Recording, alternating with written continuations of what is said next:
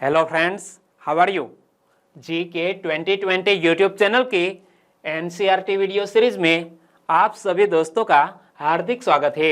आज के इस वीडियो में हम कक्षा 7 की एनसीईआरटी की हिस्ट्री की टेक्स्ट बुक जिसका नाम है हमारे अतीत 2 और यह टेक्स्ट बुक में 10वां अध्याय है 18वीं शताब्दी में नए राजनीतिक गठन, और यह अध्याय में पेज नंबर 144 से 149 पर जो इंफॉर्मेशन दी है उनको बेस बनाते हुए जो भी इंपॉर्टेंट क्वेश्चन निकल सकते थे उनको शामिल करते हुए वीडियो तैयार किया है।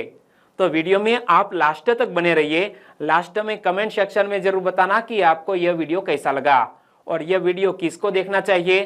तो जो विद्यार्थी, जो स्टूडेंट्स कक्षा 7 में पढ़ रहे हैं या जो स्टूडेंट्स आगे चलकर क्लास 1-2 ऑफिसर बनना चाहते हैं उनको भी यह वीडियो देख लेना चाहिए। और एनसीईआरटी की टेक्स्ट बुक आपको क्लास 1-2 ऑफिसर बनाने में कितने मायने रखते हैं वो आपको तो पता ही होगा।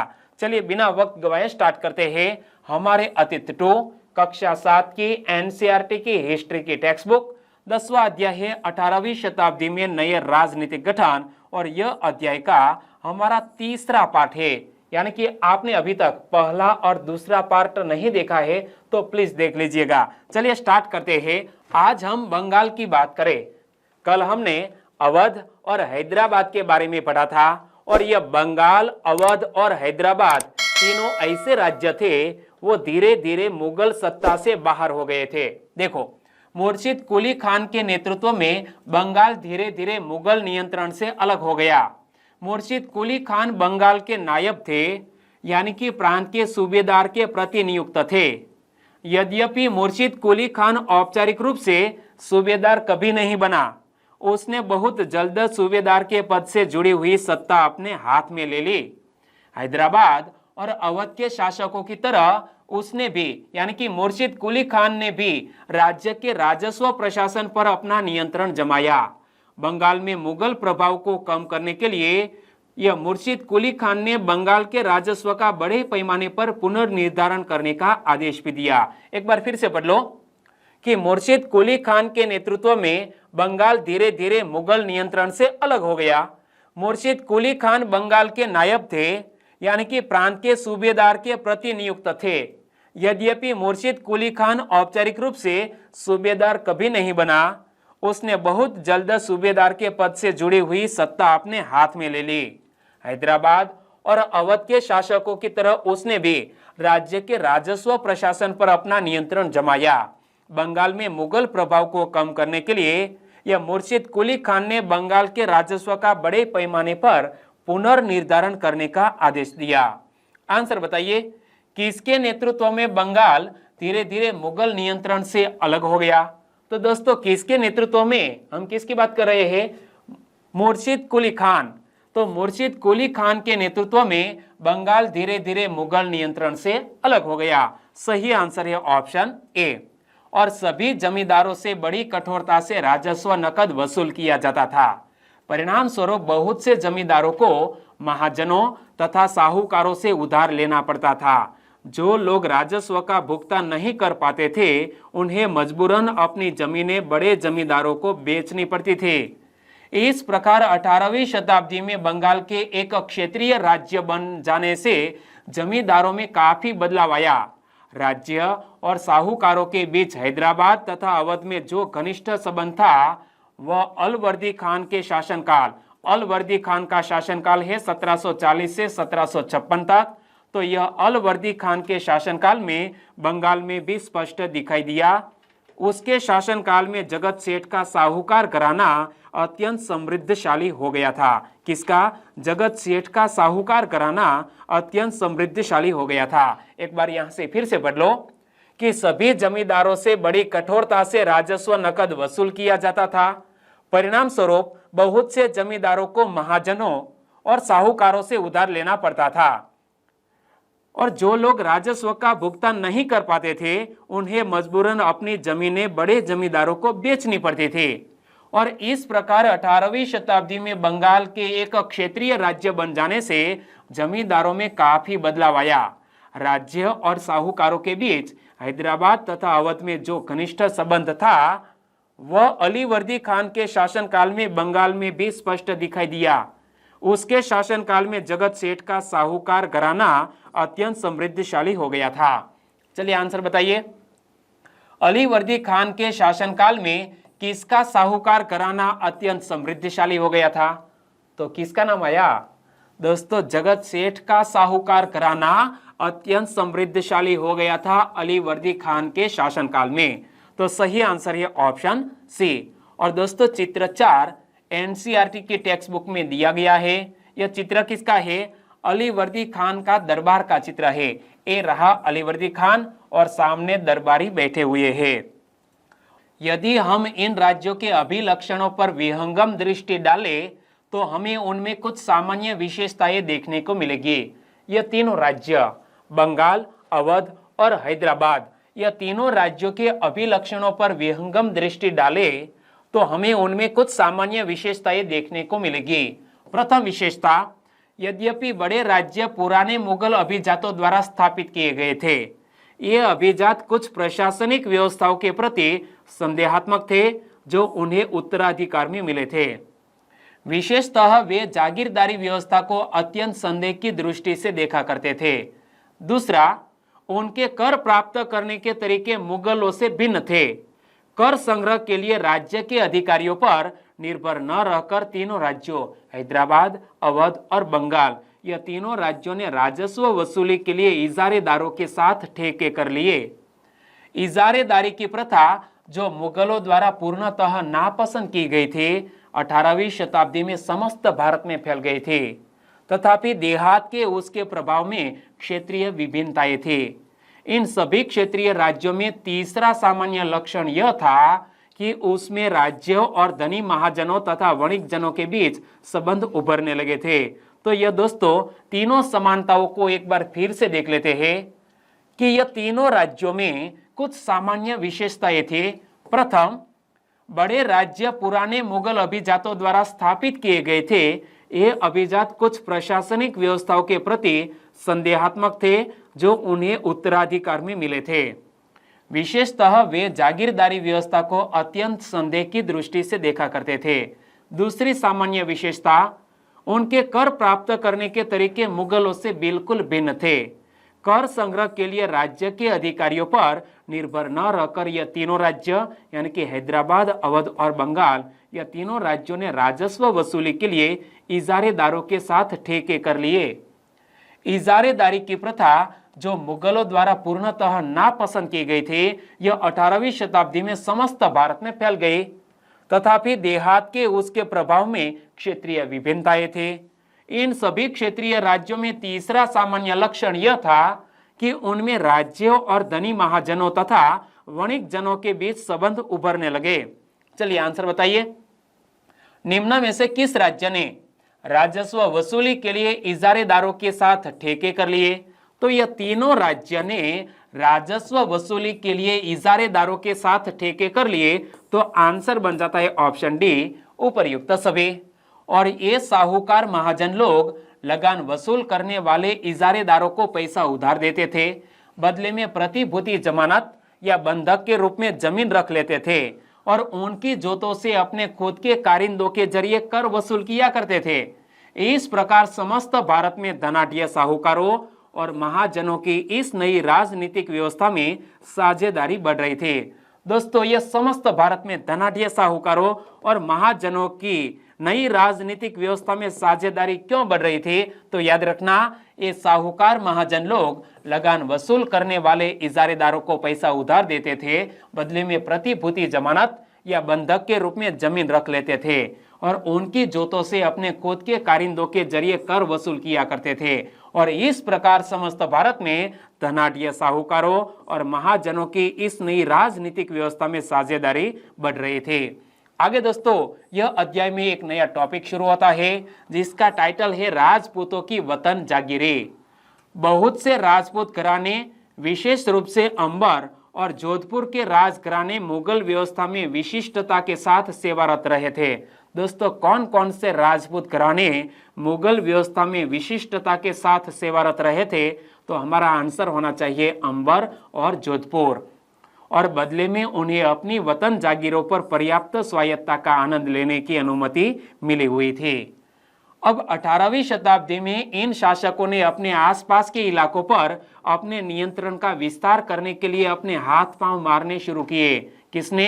दोस्तों, यह अंबर और जोधपुर के शासकों ने आसपास के इलाकों को अपने राज्य में मिलाने के लिए हाथ पांव मारने शुरू कर दिए, यानी कि युद्ध शुरू कर दिया था। जोधपुर के राजा कौन थे? अजीत सिंह। इमेज में आप देख सकते हैं, अजीत सिंह ने भी मुगल दरबार की गुटिया राजनीति में अपने पैर फंसा दिए। इन प्रभावशाली राजदूत घरानों ने गुजरात और मालवा के लाभदायक सूबों की सूबेदारी का दावा किया।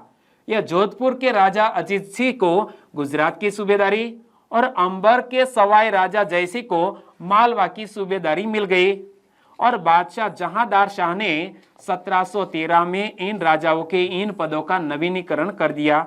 दोस्तों, आगे दो क्वेश्चन मैं आपको पूछने वाला हूं, एक बार फिर से यहां से पढ़ लेते हैं कि राजपूतों की वतन जागीरें। बहुत से राजपूत घराने, विशेष रूप से अंबर और जोधपुर के राजघराने मुगल व्यवस्था में विशिष्टता के साथ सेवारत रहे थे। बदले में उन्हें अपनी वतन जागीरों पर पर्याप्त स्वायत्ता का आनंद लेने की अनुमति मिली हुई थी। अब 18वीं शताब्दी में इन शासकों ने अपने आसपास के इलाकों पर अपने नियंत्रण का विस्तार करने के लिए अपने हाथ पांव मारने शुरू किए। जोधपुर के राजा अजीत सिंह ने भी मुगल दरबार की गुटिया राजनीति में अपने पैर फंसा दिए। इन प्रभावशाली राजपूत घरानों ने गुजरात और मालवा के लाभदायक सूबों की सूबेदारी का दावा किया। जोधपुर के राजा अजीत सिंह को गुजरात की सूबेदारी और अंबर के सवाई राजा जयसिंह को मालवा की सूबेदारी मिल गई और बादशाह जहांदार शाह ने 1713 में इन राजाओं के इन पदों का नवीनीकरण कर दिया। आंसर बताइए, मुगल काल में जोधपुर के राजा अजीत सिंह को कहां की सूबेदारी मिल गई?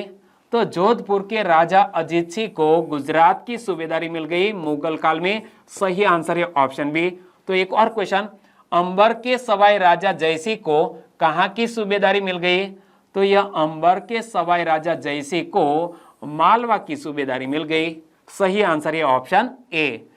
उन्होंने अपने वतनों के पास पड़ोस के शाही इलाकों के कुछ हिस्सों पर कब्जा करने की भी कोशिश की। दोस्तों, जोधपुर और अंबर के राजघरानों ने पास पड़ोस के शाही इलाकों के कुछ हिस्सों पर कब्जा करने की भी कोशिश की। उदाहरण के तौर पर जोधपुर राजघराने ने नागौर को जीत लिया और अपने राज्य में मिला लिया, तो दूसरी ओर अंबर ने भी बूंदी के बड़े बड़े हिस्सों पर अपना कब्जा कर लिया। याद रखना, जोधपुर राजघराने ने नागौर को जीत लिया और अपने राज्य में मिला लिया, तो दूसरी ओर अंबर ने भी बूंदी के बड़े बड़े हिस्सों पर अपना कब्जा कर लिया। सवाई राजा जयसिंह ने जयपुर में अपनी नई राजधानी स्थापित की। किसने? सवाई राजा जयसिंह ने जयपुर में अपनी नई राजधानी स्थापित की और उसे 1722 में आगरा की सूबेदारी दे दी गई। 1740 के दशक से राजस्थान में मराठों के अभियानों ने इन रजवाड़ों पर भारी दबाव डालना शुरू कर दिया, जिससे उनका अपना विस्तार आगे होने से रुक गया। एक बार फिर से बदलो कि सवाई राजा जयसिंह ने जयपुर में अपनी नई राजधानी स्थापित की और उसे 1722 में आगरा की सूबेदारी दे दी गई। 1740 के दशक से राजस्थान में मराठों के अभियानों ने इन रजवाड़ों पर भारी दबाव डालना शुरू कर दिया, जिससे उनका अपना विस्तार आगे होने से रुक गया। चलिए आंसर बताइए, निम्न में से किसने जयपुर में अपनी नई राजधानी स्थापित की थी? तो जयपुर में नई राजधानी स्थापित की थी सवाई राजा जयसिंह ने। आंसर बनता है ऑप्शन सी। और कई राजपूत शासकों ने मुगलों का अधिराजत्व स्वीकार किया था, लेकिन मेवाड़ एकमात्र ऐसा राजपूत राज्य था जिसने मुगल सत्ता को चुनौती दी थी।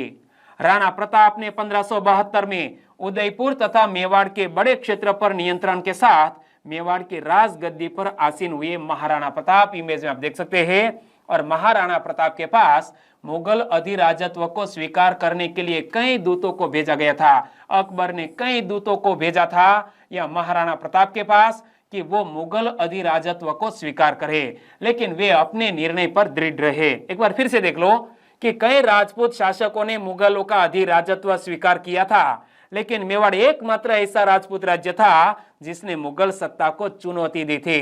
राणा प्रताप, 1572 में उदयपुर तथा मेवाड़ के बड़े क्षेत्र पर नियंत्रण के साथ मेवाड़ की राजगद्दी पर आसीन हुए और महाराणा प्रताप के पास मुगल अधिराजत्व को स्वीकार करने के लिए कई दूतों को भेजा गया, लेकिन वे अपने निर्णय पर दृढ़ रहे।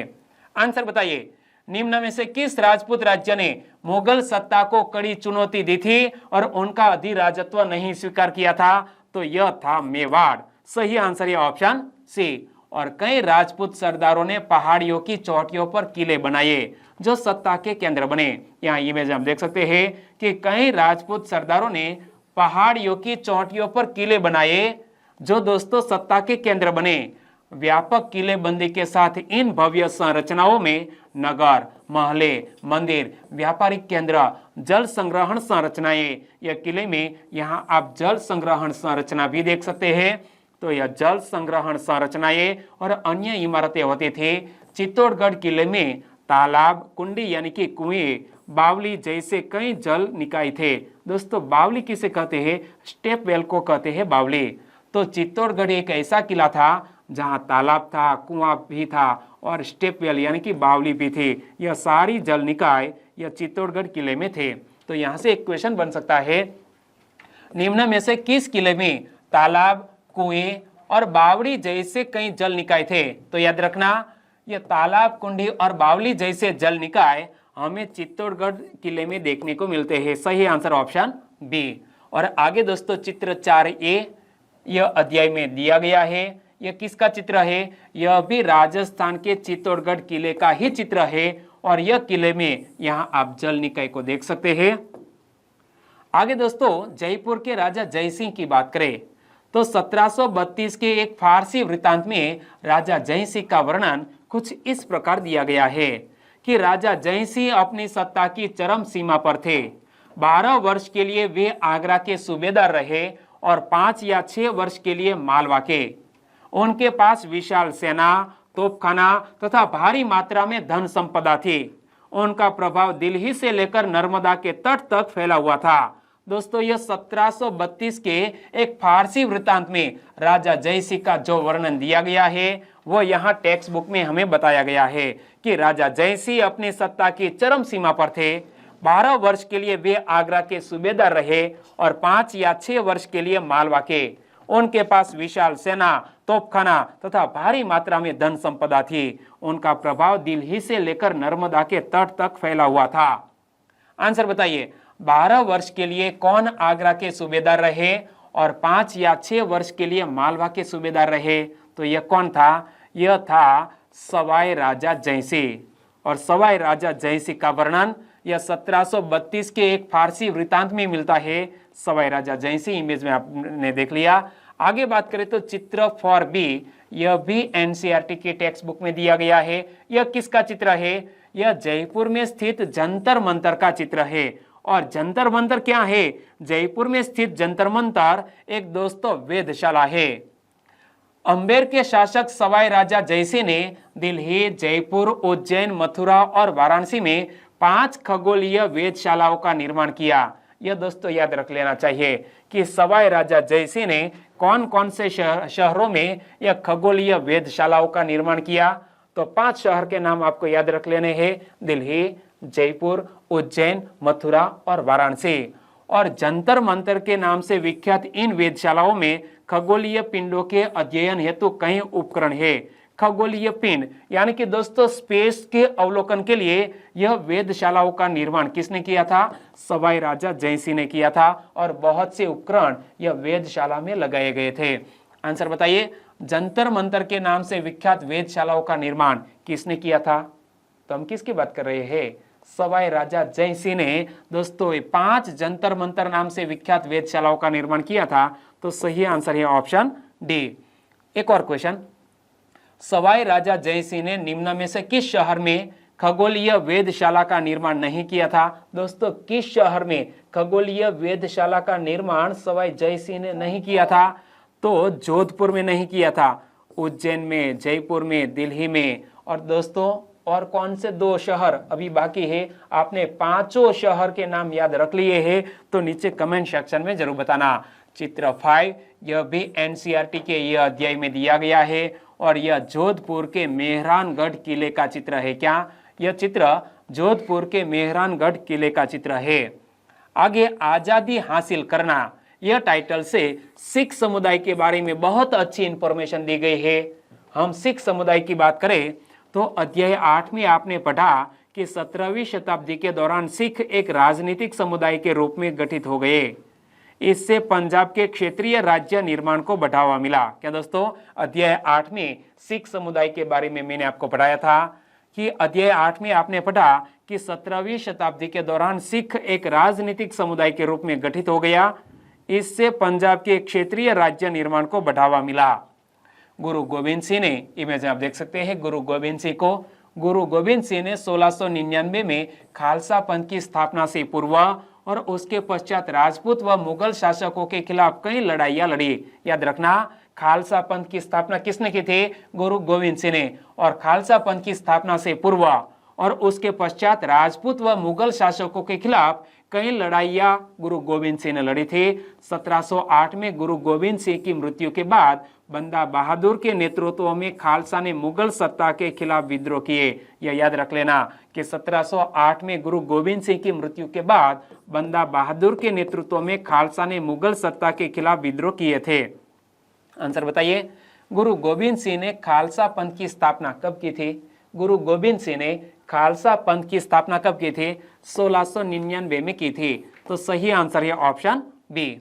एक और क्वेश्चन, गुरु गोविंद सिंह की मृत्यु के बाद किसके नेतृत्व में खालसा ने मुगल सत्ता के खिलाफ विद्रोह किए? तो दोस्तों बंदा बहादुर के नेतृत्व में खालसा ने मुगल सत्ता के खिलाफ विद्रोह किए। जब गुरु गोविंद सिंह का निधन हो गया तब उन्होंने बाबा गुरु नानक और गुरु गोविंद सिंह के नामों वाले सिक्के गढ़कर अपने शासन को सार्वभौम बताया। किसने? बंदा बहादुर ने बाबा गुरु नानक और गुरु गोविंद सिंह के नामों वाले सिक्के गढ़कर अपने शासन को सार्वभौम बताया। सतलुज और यमुना नदियों के बीच के क्षेत्र में उन्होंने अपने प्रशासन की स्थापना की और 1715 में बंदा बहादुर को बंदी बना लिया गया और उसे 1716 में मार दिया गया। 18वीं शताब्दी में कई योग्य नेताओं के नेतृत्व में सिखों ने अपने आप को पहले जत्थों में और बाद में मिसलों में संगठित किया। इन जत्थों और मिसलों की संयुक्त सेनाएं दल खालसा कहलाती थी। यहां से एक बार फिर से पढ़ लो कि बंदा बहादुर ने बाबा गुरु नानक और गुरु गोविंद सिंह के नामों वाले सिक्के गढ़कर अपने शासन को सार्वभौम बताया। सतलुज और यमुना नदियों के बीच के क्षेत्र में बंदा बहादुर ने अपने प्रशासन की स्थापना की। 1715 में बंदा बहादुर को बंदी बना लिया गया और उसे 1716 में मार दिया गया। 18वीं शताब्दी में कई योग्य नेताओं के नेतृत्व में सिखों ने अपने आप को पहले जत्थों में और बाद में मिसलों में संगठित किया। इन जत्थों और मिसलों की संयुक्त सेनाएं क्या कहलाती थी? दल खालसा कहलाती थी। आंसर बताइए। बाबा गुरु नानक और गुरु गोविंद सिंह के नामों वाले सिक्के गढ़कर अपने शासन को सार्वभौम किसने बताया था? तो सार्वभौम बताया था बंदा बहादुर ने। सही आंसर ऑप्शन डी। और उन दिनों दल खालसा बैसाखी और दिवाली के पर्वों पर अमृतसर में मिलता था। दोस्तों कब मिलता था? बैसाखी और दिवाली के पर्वों पर यह दल खालसा अमृतसर शहर में मिलता था। इन बैठकों में वे सामूहिक निर्णय लिए जाते थे जिन्हें गुरुमत्ता यानी कि गुरु के प्रस्ताव कहा जाता था। सिखों ने राखी व्यवस्था स्थापित की जिसके अंतर्गत किसानों से उनकी उपज का 20% कर के रूप में लेकर बदले में उन्हें संरक्षण प्रदान किया जाता था। तो यहां से क्वेश्चन निकल सकता है कि किसानों से उनकी उपज का 20% कर के रूप में लेकर बदले में उन्हें संरक्षण प्रदान किया जाता था। सिख समुदाय की यह व्यवस्था को क्या कहते हैं? राखी व्यवस्था कहते हैं। तो सही आंसर बनेगा राखी व्यवस्था। याद रख लेना 20%। ओके, क्वेश्चन आ गया। दल खालसा बैसाखी और दिवाली के पर्वों पर कहां मिलता था? तो यह दल खालसा बैसाखी और दिवाली के पर्वों पर अमृतसर शहर में मिलता था। सही आंसर ऑप्शन बी। और गुरु गोविंद सिंह ने खालसा को प्रेरित किया था कि शासन उनके भाग्य में है, यानी कि राज करेगा खालसा। अपने सुनियोजित संगठन के कारण खालसा पहले मुगल सूबेदारों के खिलाफ और फिर अहमद शाह अब्दाली के खिलाफ सफल विरोध प्रकट कर सका और अहमद शाह अब्दाली ने मुगलों से पंजाब का समृद्ध प्रांत और सर हिंद की सरकार को अपने कब्जे में कर लिया था। खालसा ने 1765 में अपना सिक्का गढ़कर सार्वभौम शासन की घोषणा की। यह महत्वपूर्ण है कि सिक्के पर उत्कीर्ण शब्द वही थे जो बंदा बहादुर के समय में खालसा के आदेशों में पाए जाते हैं। यहां से एक बार फिर से पढ़ लो कि गुरु गोविंद सिंह ने खालसा को प्रेरित किया था कि शासन उनके भाग्य में है, यानी कि राज करेगा खालसा। अपने सुनियोजित संगठन के कारण खालसा पहले मुगल सूबेदारों के खिलाफ और फिर अहमद शाह अब्दाली के खिलाफ सफल विरोध प्रकट कर सका।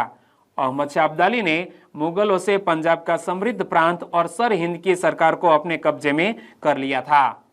खालसा ने 1765 में अपना सिक्का गढ़कर सार्वभौम शासन की घोषणा की और यह महत्वपूर्ण है कि सिक्के पर उत्कीर्ण शब्द वही थे जो बंदा बहादुर के समय में खालसा के आदेशों में पाए जाते हैं। 18वीं शताब्दी के अंतिम भाग में सिख इलाके सिंधु से यमुना तक फैले हुए थे, यद्यपि ये विभिन्न शासकों में बटे हुए थे। इनमें से एक शासक महाराजा रणजीत सिंह, इमेज आप देख सकते हैं, महाराजा रणजीत सिंह ने विभिन्न सिख समूहों में फिर से एकता कायम करके 1799 में लाहौर को अपनी राजधानी बनाया।